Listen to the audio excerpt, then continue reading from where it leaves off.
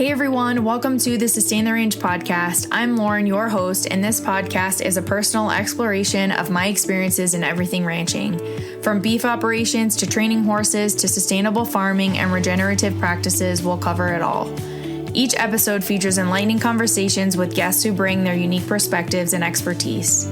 Whether they're seasoned ranchers or first-generation farmers, we all share a common bond and deep appreciation for the land and the livestock we raise. Tune in each week for engaging discussions, inspiring stories, and practical insights from the ranching community, and let's embark on this incredible journey together.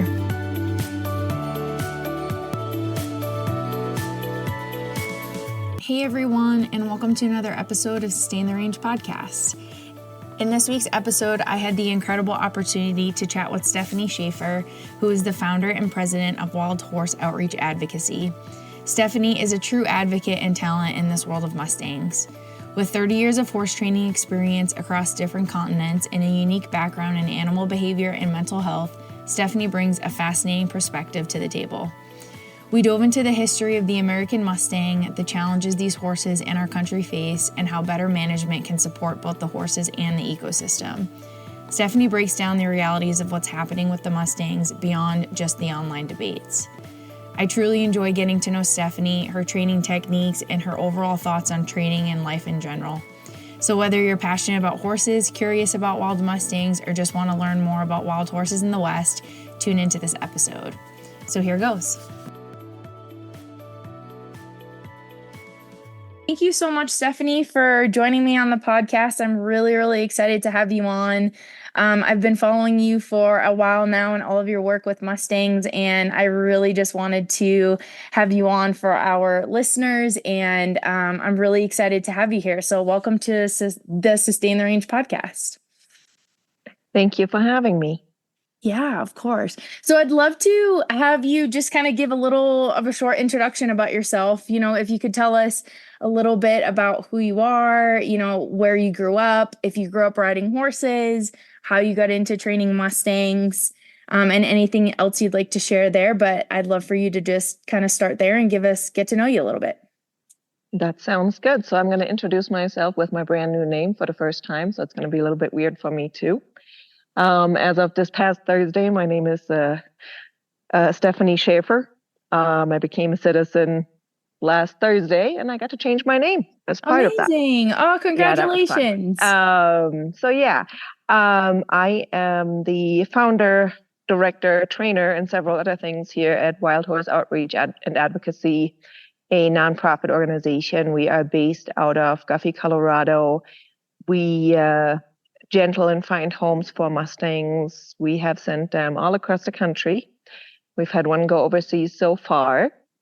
And we also gentle client horses. And what we're also doing, and increasingly so, is guiding people that are interested in Mustangs or already have adopted and need some help to find their feet and to be successful either in the Mustang world or with their own Mustangs.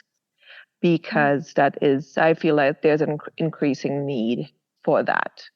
Yeah, no, absolutely. And you, so as you just got your citizenship, congratulations. Could you tell us a little bit about where you grew up and what it was like for you coming over to the States? Well, I grew up in Leipzig, Germany. I've been riding and sort of by coincidence, force, chance, whatever you want to call it, also training since I was 8 years old. I became interested in natural horsemanship. I mean, that was about as exotic as it could get back then in Germany, when nobody else even knew the term. And for me, that just meant a non-traditional way of interacting with horses, because I was wildly incompatible with the riding instruction and the exposure to horses that you could get in like riding stables in Germany at the time. And that then led me to ending up working for and helping out a bunch of people where it was like, well, you could ride the horse, I guess, but it's not really broke. Or you could ride the horse, I guess, but it bucks. And it does, about 16 other things that are dangerous. So if you can fix that and survive, then I guess you can ride it. And you're going to oil all the tack and clean all the pastures and do all the things, but then you can ride it. So that was my childhood. And in a way and there was formal riding instruction also, but there was just a lot of needing to learn to get along with horses and get along with horses that didn't want to necessarily get along with me. My personality is such that I'm not particularly athletic or brave. And so the whole getting on a bucking bronc and just riding them out, that wasn't going to work. And so that's how I sort of got to looking for different ways of getting along with and understanding horses and getting a handle on my own tendencies that are not necessarily conducive to doing the whole horse thing. Yeah. So yeah. And I didn't find out I started coming here in my early 20s, moved here in my mid 20s. I'm 38 now, almost 39. And I didn't hear about Mustangs like at all. I mean, I'd read about them, but like you read about dinosaurs and Sasquatch. And, and about, it may have been 9 or 10 years ago, I realized, oh, wait, Mustangs are still a thing. And then another year or two later, it actually became attainable for me to get my hands on and become involved with them. And it's sort of snowballed from there. Yeah, no, that's incredible. And so in Germany, what is the horse like culture like? So they don't have any wild horses, I'm guessing, right? Yes, they do. Oh, they do. Okay. Oh yeah, they do. But it's much, much different. I mean, Okay. I want to say that they have actual wild horses, like horses that literally are native to the area, that have literally been there for thousands of years. They're all pony sized because, that's your original wild horse. It's not, it's not practical to be 16 hands and 1,500 pounds if you have to live off the land year round. So they are all ponies, and they are obviously very well managed. They manage the numbers, they get, there's healthcare. They're not in these incredibly wide open spaces. They are actually used even now in certain areas. They use them for weed control and what have you. So they may be wild, but they get carted around, not constantly, but somebody may have, I don't know, a herd of 12 bison, or they might have a herd of 12 wild horses, doing, essentially like fire mitigation, lawn care, that kind of stuff. Oh, wow. You can't touch them, but it's all very managed. Yeah. And so do they have and the same happens in other countries in Europe. Okay. Do they have any sort of program there like they do here that you can adopt one? Yeah. Oh, yeah. Okay. Uh-huh. Wow. It's the same way. They, there is a X number of horses are considered a sustainable population, viable population, so that there's not like crazy amounts of inbreeding. And also, this is how much that area can take. And so they take the excess horses every year and adopt them out.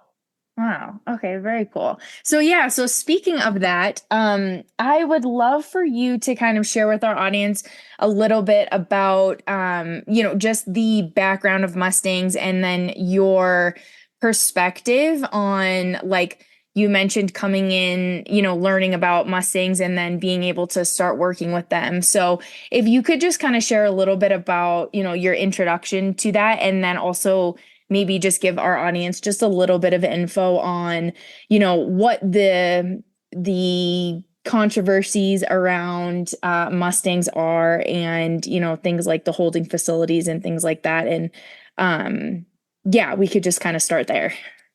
Okay. Well, and if I'm getting too far into the weeds, just let me know. I'm going to try to not. Sure. There's forever an argument, and there's no point of us going there, because it's a little bit like the chicken or the egg, whether the horses are native to this country, or the horses that we have now are native to this country, or whether they're introduced. There are two sides to that coin, and they are not anywhere near getting on the same page. But what we do know is we have the situation we have now. We have, if you look around, we have relatively few saber-toothed tigers, and anything else that is big enough to take on, a full-size horse. So we essentially, and also being human, we have gotten in the middle of any kind of ecological balance enough that most anything needs to be managed. We're managing a forest, we're managing managing deer, we're managing elk, we're managing fish, because we've stuck up our fingers in the pot and stirred, and now things are weird, and here we are. Yeah. So, and with that being the case, a wild horse herd doubles in population size every 4 years. And yes, that is taking into account predation, death of natural causes, all of that. Doubles every 4 years. We do not have any animal in any area where really that number is kept down by naturally. And if you have seen very many videos of something getting killed by a predator, it's also not necessarily kind or quick. Mm-hmm. So we are in a position where the horse sizes go up, but the land doesn't get bigger. Mm-hmm. And being out in the West, we're forever in a drought. And it's not a situation where you can take equipment out there and reseed. It's not a situation where you can water. It's not a situation where there's a lot of grass growing to begin with, or where damaged soil recovers quickly. In Germany, you could have 5 horses on an acre, and they would happily be eating grass, all summer long. Mm-hmm. That's not the case here. Specifically where I live here in Colorado, and this is better soil and better grass than in a lot of places where these HMAs are. They say stocking rate is 40 acres per head. And that's if you don't have lava, mountainside, or some other chaos. I mean, if you have decent grass, 40 acres per head, 40 acres can support 1 horse. Yeah. And this is better grass than most HMAs have. I mean, if you walk around Nevada, if you walk around some of these places in Wyoming, it's like, what the heck do these horses eat? So there is a real problem there in that they also coexist with the native wildlife. And a lot of these areas are multi-use. People recreate there may be ranching, grazing, all of that. And it's a matter of how can we all coexist. And there is such a thing as appropriate management level is the number that is supposed to say how many horses an area can support. I'm a little bit skeptical of those because I don't know exactly how often they get reevaluated. And people are oftentimes trying to fight AML. Yeah. Oh, it's so low. But over the last several decades, it's gotten drier. And it continues to get drier. So I believe if we're actually going to go in and revisit AML, they might get lower, not higher, and people are not going to like that either. So with all of that being said, we need to do some kind of management, because if I love wild horses, and I do, I like being able to ride wild horses, but I also want people in 100, 200, 400 years from now to still be able to go out and photograph and watch and know that there are wild horses, Mustangs in the wild. And the only way that we're going to accomplish that is by being a good steward of the resources we do have. Mm-hmm. And take into account multi-use and the fluctuations in weather long-term and short-term as well. So I believe if you say you love wild horses, you have to first love and protect and educate yourself about the land that they live on. Yeah. If we can safeguard our resources, we can maintain viable wild horse populations. And we need to stay on top of management, because turning our back and then panic gathering every 10 years, again, it is an exponential problem. If they double in size every 4 years, then we quadruple, and then it just gets that much worse. Mm-hmm. I believe it should be a holistic approach, a mix between, bait trap gather where you can, helicopter gather where you must, do as much on the range fertility control as possible, adopt out the adoptable, and safe keep the unadoptable. Yeah. Be a good steward of the resources, of the animals. And it's not always a clear-cut, black and white, easy thing to manage at all. Yeah, no, absolutely. And thank you for sharing all that. And I know I don't want to get into the weeds of anything, because we could go down what AMLs every rabbit hole, go down the weeds of fertility control for like an hour and a half on each thing. So I totally get it. And thank you for bringing all of that up. And you brought up some really good points, and I love your perspective on it of it being a holistic approach, because me personally, when I first started learning about Mustangs, I was kind of on what I'd like to say, like and not like a keyboard warrior, because I wasn't being that necessarily, but I was kind of more on the reading the articles about why we should keep wild horses wild. And there's a lot of strong opinions of why we should keep them wild. And for a little while I was like, yeah, we should keep them wild. Like, why are we rounding them up?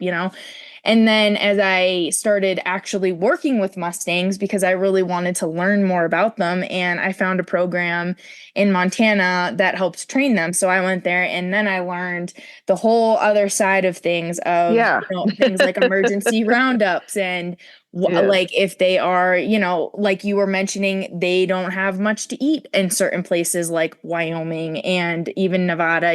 There's towns where they're wandering into people's backyards and things like that. So I love to, and you kind of touched on it a little bit, but for the people that are maybe, I don't want to say misinformed at all, because that's not the right word, but for the people that are kind of sitting there thinking, okay, well, why are they doing these roundups?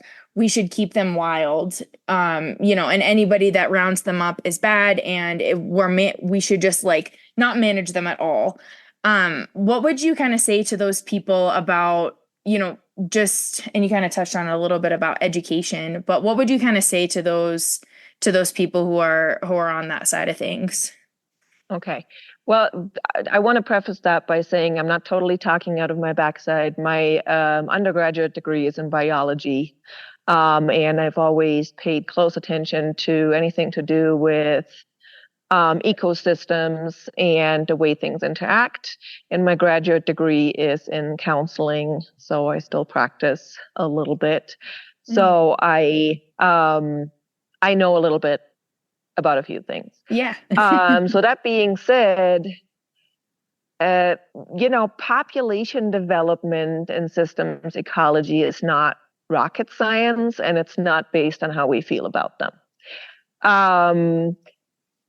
If we don't gather the horses and we kick all the cows and all the sheep and whatever other stuff people want to maybe graze out there off the land, we can do that.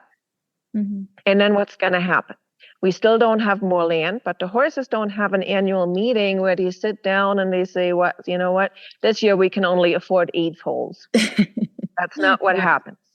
They're gonna keep doing the, double in size every 4 years, as long as possible. So if we don't gather, and if we take all the sheep and all the cows, we're still not giving them more land, because then it gets to, okay, so You own 3 acres, then your neighbor owns 50 acres, the neighbor past that owns 200 acres. So next we're going to have to tell them, hey, you're going to have to take your fences down because we've got more horses now, and they need to eat. Well, somebody is not going to like that. And at some point you're going to run into a town and that gets difficult. So now they're going to eat. And what then stops population growth is resource shortage. So now we have starvation, and that's already happening in some places. Now we have dying of thirst because there is, again, water is a real problem in the West. Mm-hmm. Ranchers, the BLM themselves are in some cases carting water out there. There are enough cases where you can go out there and there are skeletons in puddles because the horses got stuck and died trying to get to a little handful of water in the middle of a bog. Can you imagine dying like that? There's not a darn thing romantic about that. There's not a darn thing romantic about starvation. I've been around our BLM employees, and I'm talking about the people that work hands-on with the horses in the trenches, not somebody making decisions in an ivory tower. Mm-hmm. I have been around them enough because we work closely together because I have adopted from them for years. I know when they're sad and when they're not. And when you're looking at them and they've got tears in their eyes and they say, we're going out there and there are foals trying to nurse off of dead moms that starved to death, that's not cute. And that's us, not just a BLM. That is us as a people, us as the Mustang community, us as people who are tasked with safeguarding our resources, being good stewards of our resources. That is us failing these animals. Yeah. We can't say we care so much we want to let them leave them wild and free, and having our fantasy, having our way on the backs of dead horses. That is not okay. We had a horrific winter in the West. It was, 2 or 3 winters ago. There were 5, 6, 11-foot snowdrifts. How are they supposed to dig through that? Can you imagine walking on that snow, knowing that there is a little tiny bit of grass about 10 feet under you and you got no chance, and it's 40 below with God knows what for wind chill? That is not kind.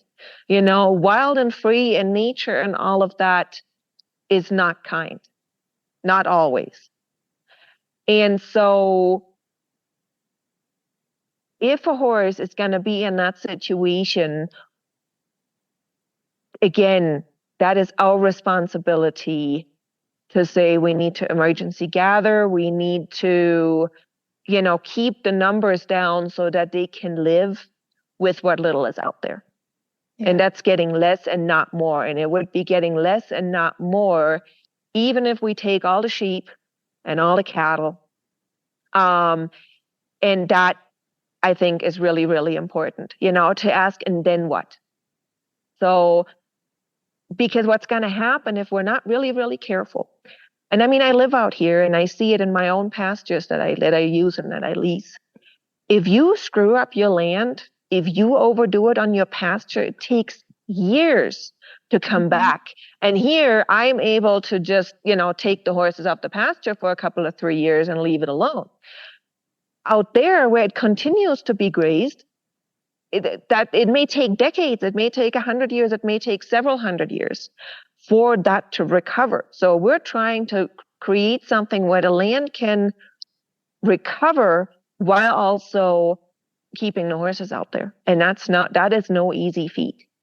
Yeah. And just missing your window of opportunity for a year or two can have severe consequences for the land and then affect the horses negatively for years and years to come. And also, only because it's green, that doesn't mean I should eat it. The West is full of loco weed, and that is the number one livestock killer in the West. Mm-hmm. So, now that's a toxic plant. Every part of that plant is toxic year round, even when it's dry. It's nasty. Even sage, the West is full of sage. Sage consumed in large quantity is also neurotoxic. And I don't even begin to know all the toxic plants out here. So only because it's green doesn't mean that there's food. Right. And then our growing season over, give or take a month, depending on where you are. Out here, we have 6, 7, 8 months of winter. Stuff starts growing. Stuff starts growing April, May, sometimes March, and it's done by the end of September. So they have to then live off of what they haven't already eaten over the summer. That has to last them 6 months, 7 months, sometimes 8 until the new growth comes up.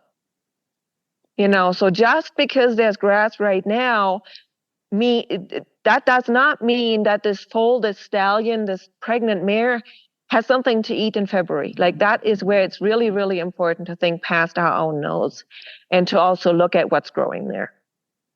Yeah. And is that enough? Because, we're talking about 1,000-pound animals eating salad all day. They need a whole lot of salad to make it through a day. Everybody who's feeding a horse, knows how much they're going through. And we're talking months. And we're talking standing there in, 40 below 80-mile-an-hour winds for weeks. Yeah.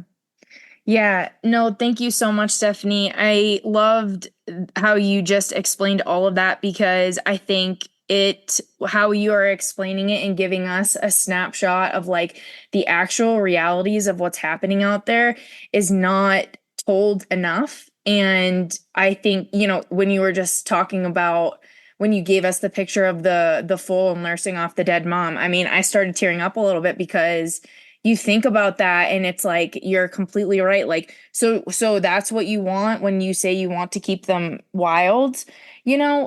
Are we doing that for you or for us and our warm, fuzzy feelings? Yeah. Or are we doing that for them? I think that's really something we've got to ask ourselves. Yeah, no, and that's a great question. I would just love to ask you a little bit more about Mustangs in general, and what, kind of your first experiences with training them, and maybe if you want to share like what if you have a comparison from like domestic horses to Mustang, and what it might have been like for you to train both of them. And then I'll kind of ask some more questions about that, but I'd love for you to just talk about your experience with training wild horses. All right. I can actually compare that in a really interesting way. I just had a lady here visiting, sort of interning from Germany. Yeah. And it was kind of neat to have me, who's been doing pretty much just Mustangs now for pretty close to 7 years. I started doing this over 7 years, and then pretty close to that, a year or so later, I switched to Mustangs exclusively. And she came here, and it was her first time interacting with them. And it's nice to kind of have both perspectives side by side, because I'm so deep in it, I don't know it any other way almost anymore. For me, what I wanted, I had spent years and years riding other people's horses, teaching horsemanship, helping other people with their horses. I've led a dude strings, and I've taught lessons, and I've, ridden horses at a rescue that were, looking and waiting for homes. I've been involved with, different areas of horses, horsemanship, the horse industry, horse rescue for years and years. It's 30 years this year of doing horsey things for me. And so I got tired of all the baggage.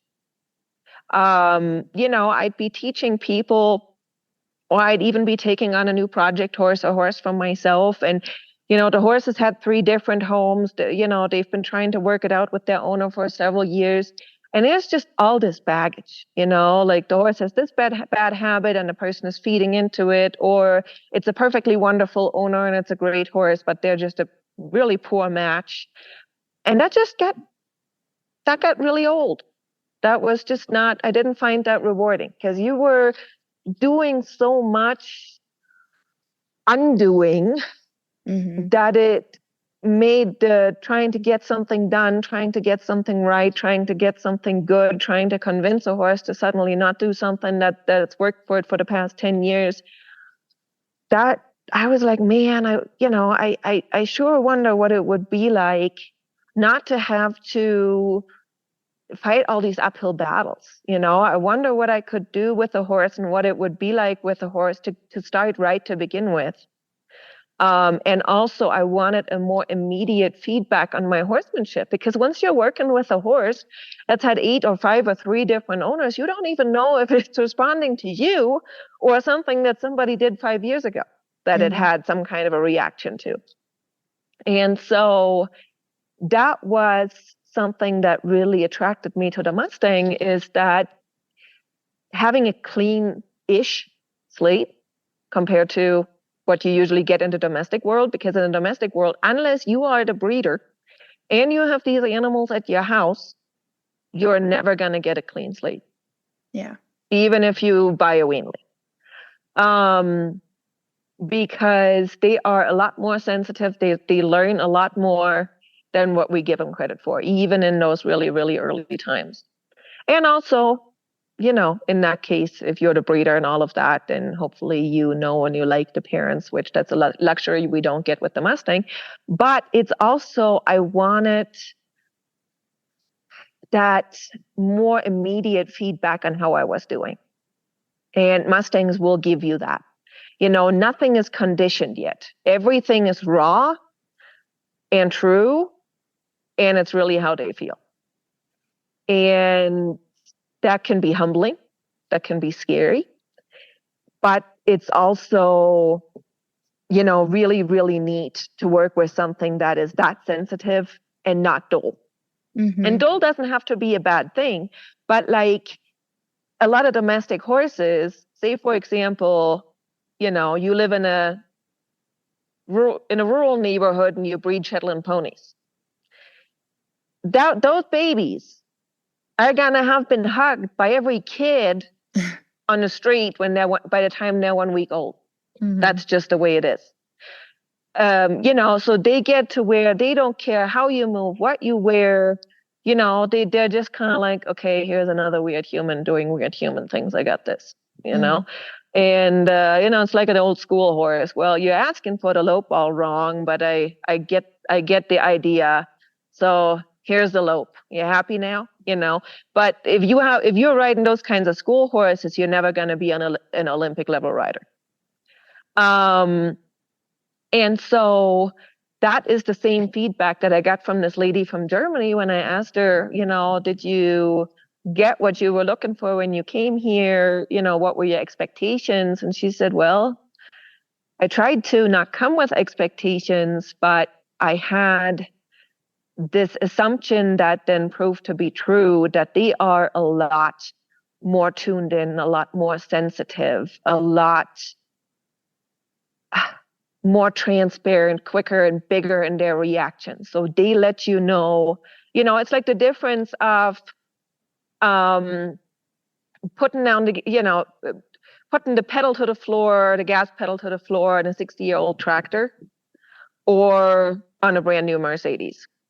That brand new Mercedes is going to get the heck out of Dodge, and that tractor is still trying to even get in gear. And that's kind of how that is. It's just a lot more sensitive and a lot more, and you become a much, much better horse person if you open yourself up to what a Mustang can teach you and give you feedback on about what you're doing and how you're approaching them and training and all that. Yeah. Yeah, I absolutely agree with you. I've had, experiences with the Mustangs in a way that, you have to work extra hard to gain that trust. And then once you do, I feel like it can be one of the most amazing feelings and experiences that you won't get anywhere else. And yes, of course, you can have that with a domestic horse and with any animal that you are, training and working with. But I think with a Mustang, there is just something about them that just makes them, you know, it's just, I don't know, like special. And, you know, when you were talking about trainings and the reactions, you are I mean, the reactions that you can get are so much faster, so much quicker, can get a lot more dangerous in a short amount of time. And I think that you like for personally, when I was working with them, you know, I learned more about myself in like, I mean, incredible, you know, and of course we all have heard that quote, a horse is a mirror to your soul, but work with a Mustang and you'll get that times 10. Um, you know, so I think it's really beautiful how you're explaining that. And I And really, no, go ahead. and you are right about like the relationship. And I mean, I like to be very careful with these words like connection and relationship because I see them. It's a little bit like the word energy, right? I mean, like everybody throws it around and it's not always used, I feel like, in the right way or the right Sure. context. Yeah. But what I have found is that they are sort of more like, it's like a mix between once get them to open up, it's like you have this weird mix of a dog, a raccoon, and a mule. Uh-huh. Because your typical domestic horse, I mean, we select, well, people select for all sorts of interesting things, but you oftentimes in a lot of horses you find this, you don't need to pick me, and it's not, like they're dead inside. They don't really have a personality, but they know their job, Hmm. whatever that job may be, and they go to work and they go do that. Well, nobody ever told the Mustang that like self-expression wasn't okay, so Right. they have all that personality once it comes out, which can take a while. But all the Mustangs I've been around that allowed themselves to open up to people, they had sort of really big, really unique, larger than life personalities that I just don't see in domestics that are taught from the very beginning. And I mean, my horses get to be obedient. The stuff that I do is way too dangerous for my horses to act like monkeys. Hmm. But, like even the best trained Mustangs have, from what I've seen, bigger personalities than, your average domestic. Yeah. Yeah. That's, and again, this is anecdotal evidence that's not measured in any way other than what I've seen, but it is really fun. And, it's fun getting to know all these different quirky little characters. Yeah. No, that's amazing. Um, if you could pinpoint one of the most like transformational experiences that you've had training a horse, and tell us a little bit about what it taught you. I'm sure you've had many, but if you could think of maybe one or two that come to mind, if you could just kind of tell us a little bit about what that was like and what you learned from it.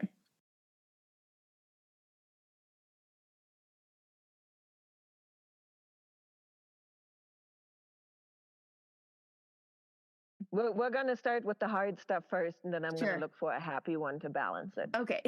Um, I watched a Mustang almost kill somebody. Okay. And that really, because I mean, we all do this stuff because we're suckers and we want to, heal whatever broken parts inside of us. And we want to, give these animals a chance and all the time in the world because we wish at some level that somebody would have done that for us. I mean, that some flavor of that is true for a lot of people Yeah. in the Mustang world or in rescue, right? Yep. Um, that being said, um, the reality of that is that not every horse, not every Mustang is cut out to do the people thing and to do the people thing safely. And when I saw that, I had lots and lots and lots of conversations with many people that I trust because I'm like, that is not, like, I'm going to quit horses altogether. Um, and now that has really, really shifted my perspective on what it takes for these horses to be successful in our world and to really, really select as I pick horses, as I adopt out horses for these qualities. Because yes, this is about the horses, but who pays the bills? Yeah. Who cleans the barns? Who gets these horses and chooses to make them a partner for life? People.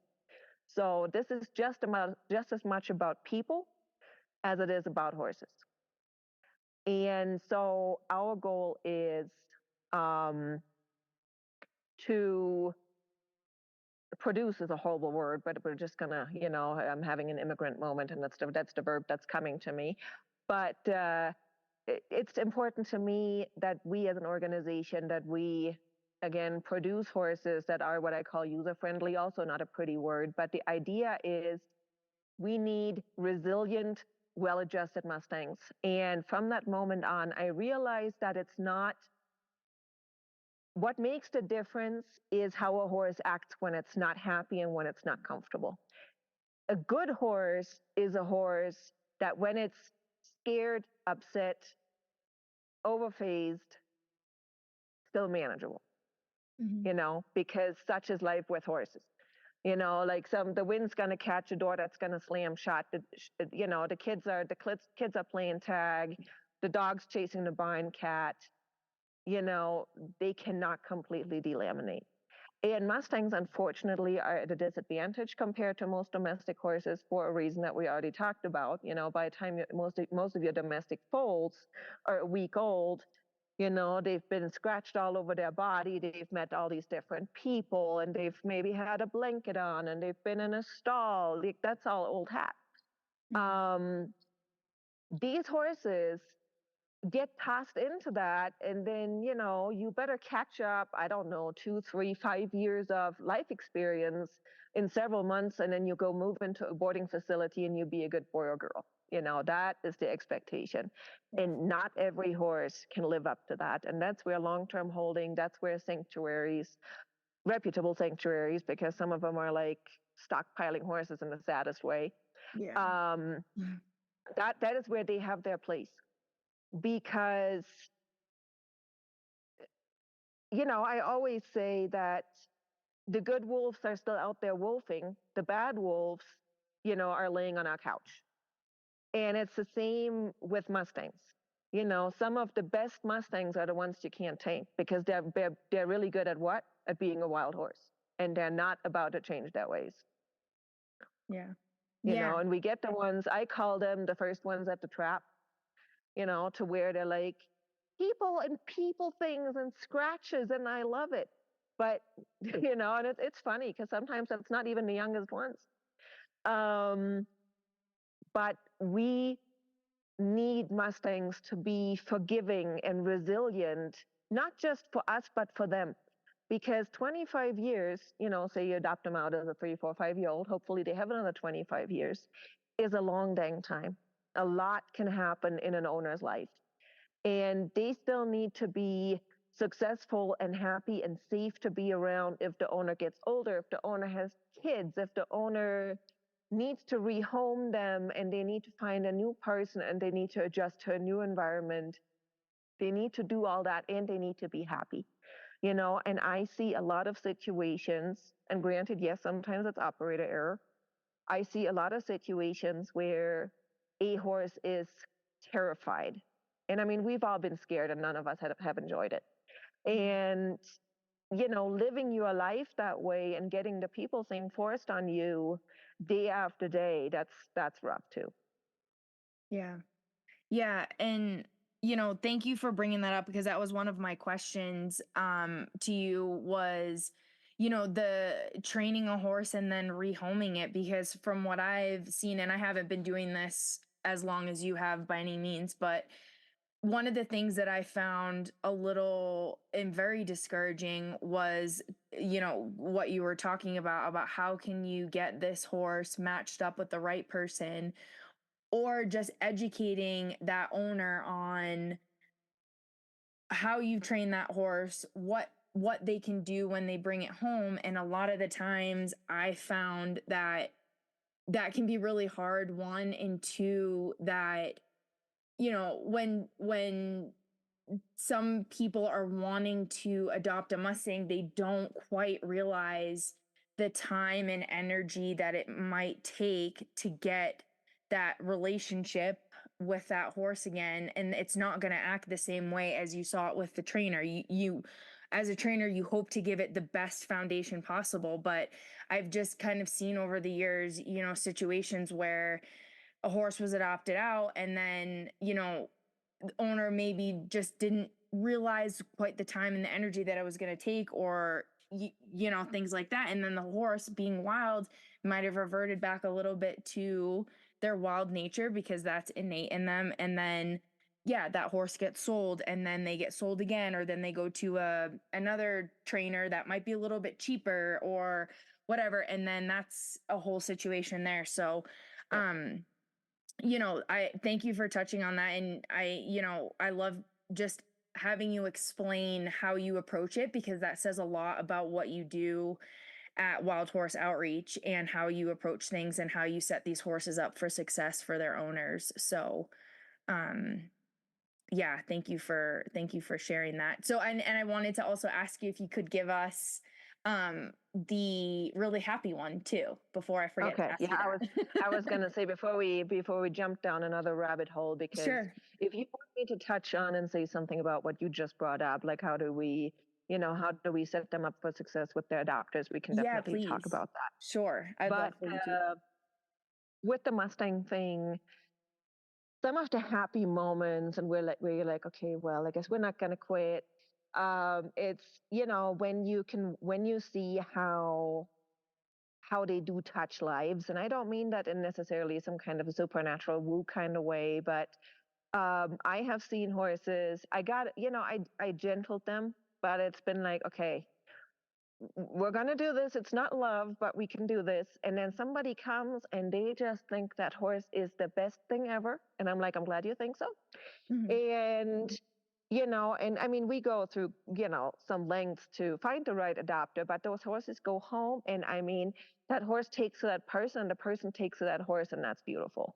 Yeah. Or when we have people come here as interns or for workshops or volunteers, and, or even sometimes I take the Mustangs to the tiny little school where I work as a counselor, and to see these horses that, maybe were once wild, or, we're sitting and holding, not really anywhere to be and anywhere to go, how they can impact lives and transform lives, and, the difference that they can make, and the smiles that they add.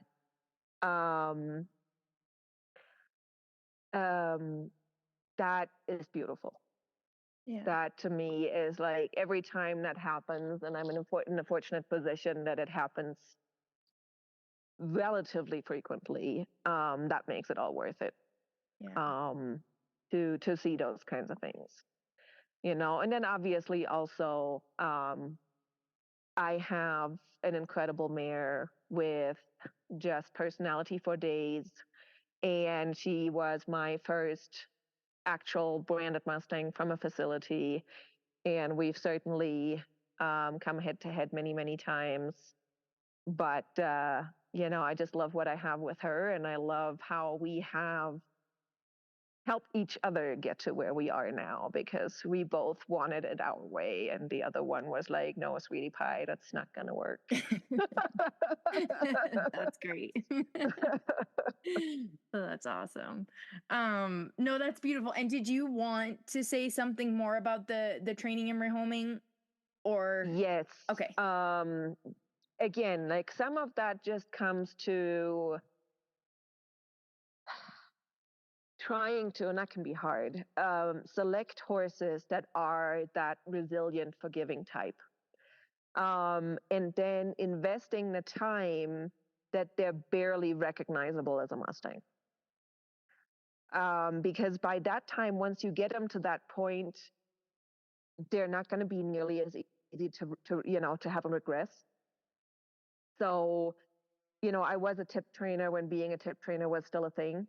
Mhm. And, I've certainly, and, we've all turned out crap horses, and we've all had to learn and what have you. But now the horses, once we adopt them out, they've been handled by multiple people, they've seen more, they've done more, they're a lot more well-rounded.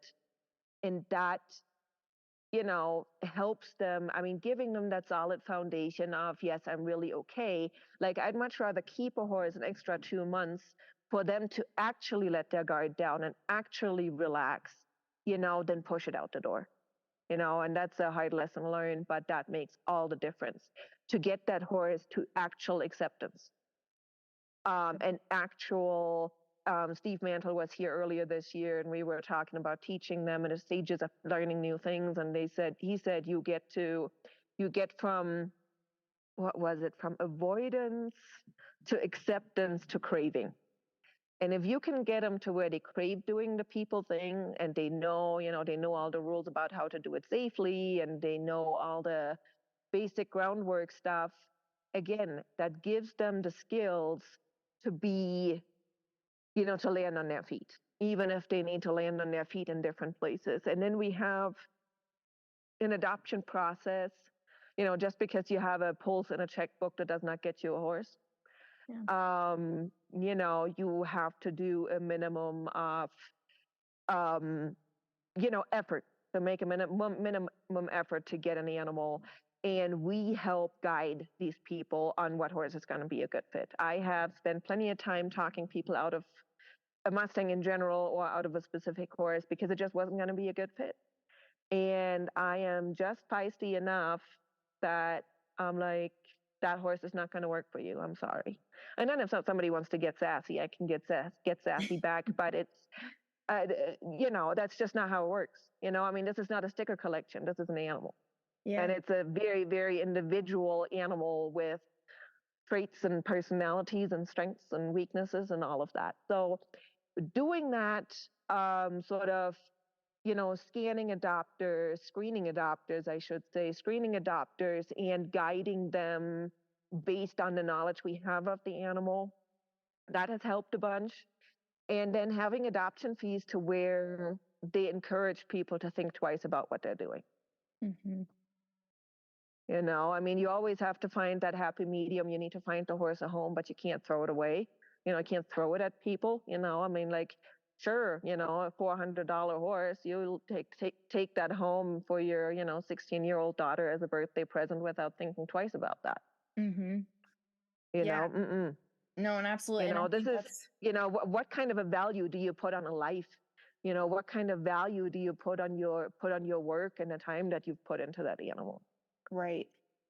And I definitely think you're right there, because with Mustangs, quote unquote, being cheap, it's almost like, well, I got it cheap, so I can let it go for cheap. And you're right. And what's the value you're actually putting on that animal at the end of the day? And I just want to say that you obviously are in this for the right reasons, because I know personally I've had experiences where there are trainers that would just let a horse go for the to adopt it out to get the checkbook, and that's where you can run into a lot of problems. And who pays for that is the animal, is the one who pays for it at the end of the day. And it's a sad thing, but it's reality. And for people that really care about this. And we do. Yeah, and we do still have horses that are, they need that, needle in a haystack owner. Well, then we sit there and we find them the needle in the haystack owner, and they're here until we've dug that owner out of the haystack. Yeah. No, that's incredible. Well, thank you, Stefanie. I want to just ask you one or two more questions. I don't want to take too much more of your time. But I really appreciate you just, sharing all that you have so far. But if you want to just tell us a little bit about Wild Horse Outreach, and just in terms of, how people can get involved, and if they are interested in adopting a horse, or even if they're just interested in Mustangs in general, how can they support you and how can they get involved? Okay, we are on Facebook, Instagram, and I've just sort of ventured into the world of TikTok. It's a tricky one. I'm there too. Yeah. And we have a website. Our website is wildhorseoutreach.org. On Facebook, we are Wild Horse Outreach and Advocacy. And on my personal page, which has the same content, Stefanie Schaefer. I could spell that for you, or you could just put it in the podcast. Yeah, I'll put all this in the show notes on your website. Perfect. And all the handles. And on Instagram, it's at Wild Horse _outreach _advocacy. And then I believe we're Will Mustangs on TikTok. So everywhere there, if somebody sends me a PM or sends us a PM, it's usually going to be me that's responding to that, and in my plentiful free time. So if it takes me a couple of days, I apologize. But that's if somebody has questions, there is no such thing as a dumb question. I'm happy to educate further, discuss further. Our available Mustangs are listed on the website. We also post about them periodically on social media. We have a number of them. So, if you want to see them all in one place, the available Mustangs tab on our website would be the place to go. Our adoption application is free and is fillable online. That is also on the website. There are the ways that people can help and get involved is also listed on the website, but I'm also happy to go over them. Obviously, donations, be that monetary donations, be that hay, be that, daily care items from fly spray to salt licks and what have you, all of that is always appreciated. We do take volunteers. Obviously, at this point, we cannot, and we do not offer housing. So if somebody says, hey, I've always wanted to stay in Colorado for a week, we've definitely had that, and people have had great experiences with that, and they would just come out for a week or two and stay at the lodge in town or an Airbnb nearby, and combine exploring Colorado with working with us and the Mustangs. That is always awesome. If it's somebody local and they want to drive out here, we do take volunteers. I always feel like having a volunteer who does, who helps us with our social media, all of our email. We are looking for somebody, but it is somebody where I feel like we should, develop a relationship, an in-person relationship, and get to know each other a little bit before, going that route. We do have merchandise. We sell Mustang hair keychains that Taylor makes. She works with me. She's incredible. We have merch that is also on the website. So yeah, that is sort of what is coming to me. And then also, spreading the word, getting the word out there. Word of mouth is great. Sharing our posts, liking our posts, commenting on our posts. If people like what we do, that means the world. That increases reach. That helps Mustangs get seen and find homes. And then, if educate yourself. If you want to help Mustangs, make sure that your money, your time, whatever you're doing is actually helping Mustangs and not just padding someone's pockets or, feeding some kind of an agenda that may not be what it's cracked up to be. Yeah, no, that's an important point to really look into the organization, that you're looking to get involved with or donate to. Yeah, and absolutely. And like I said, if people like what we do, and if people have additional questions, which we've had that, somebody like, hey, if I donate, where does the money go? We can talk about that. If somebody says, well, I want to specifically donate to XYZ, that's fine. I'm also open to input. If somebody says, hey, I really feel the Mustang community could use more XYZ, great, let me know. Yeah. And of course, on our website, there are all the different donation avenues. There's a donation button. There is, here's where you can donate via Facebook and Instagram and Venmo and Zelle. And well, Zelle doesn't work for us, but PayPal, Venmo.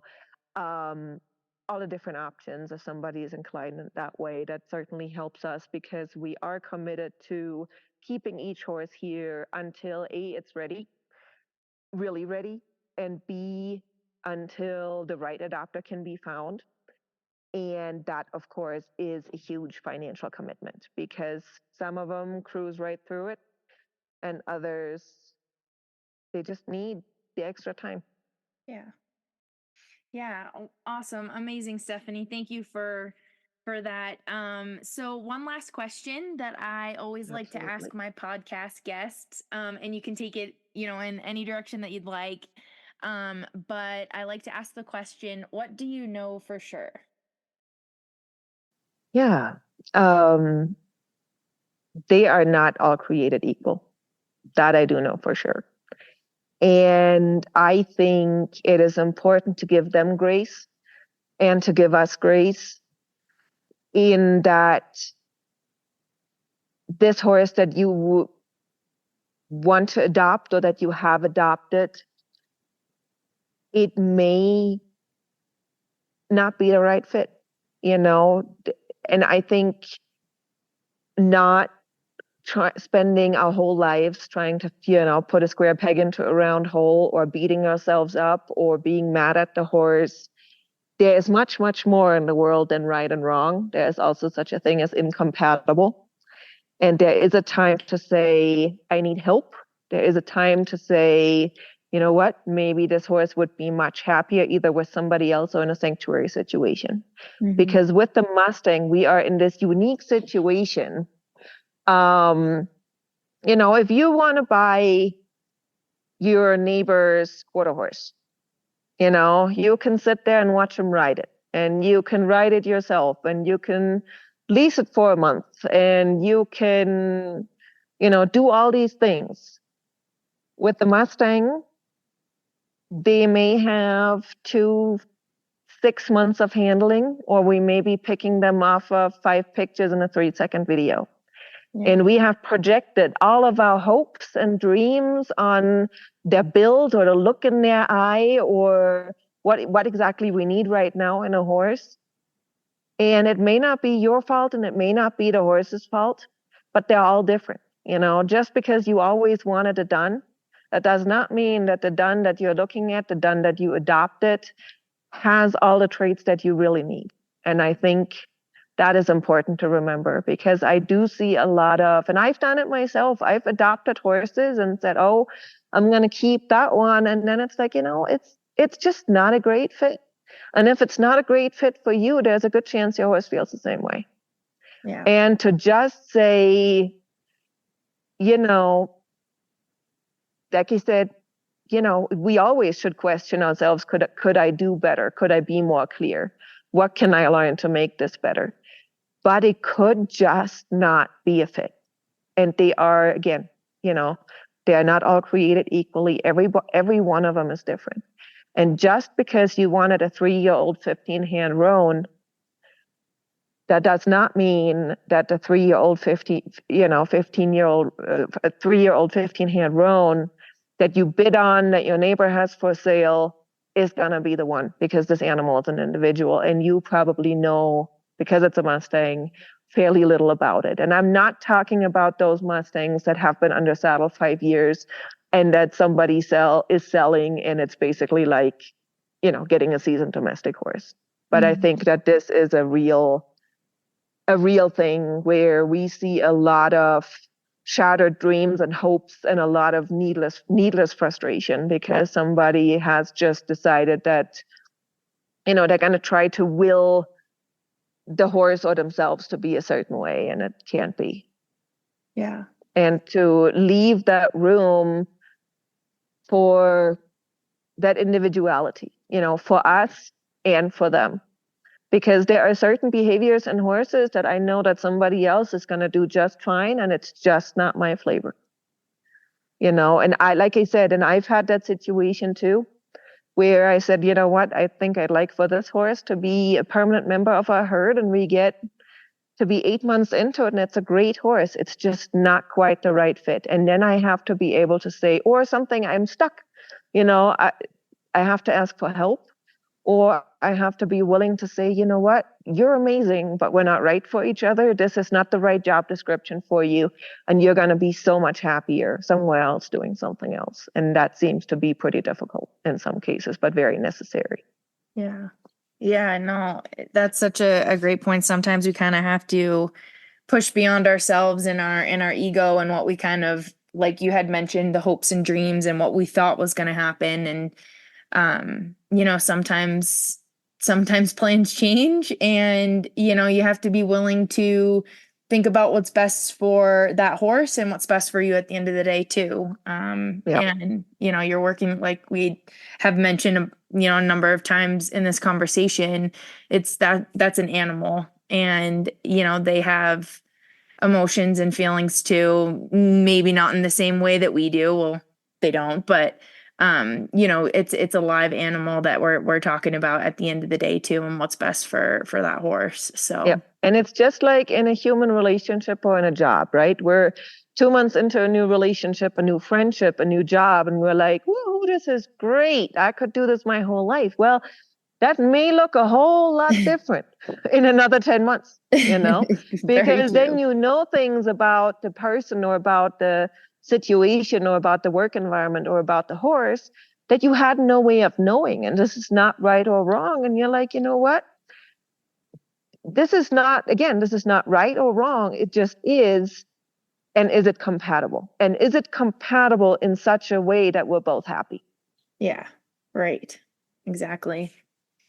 Yeah, well, and that can be done, and that's where we have to get past our little hoarding tendencies of, I'm the only one, I committed to this horse, I'm the only one who can give it a good home.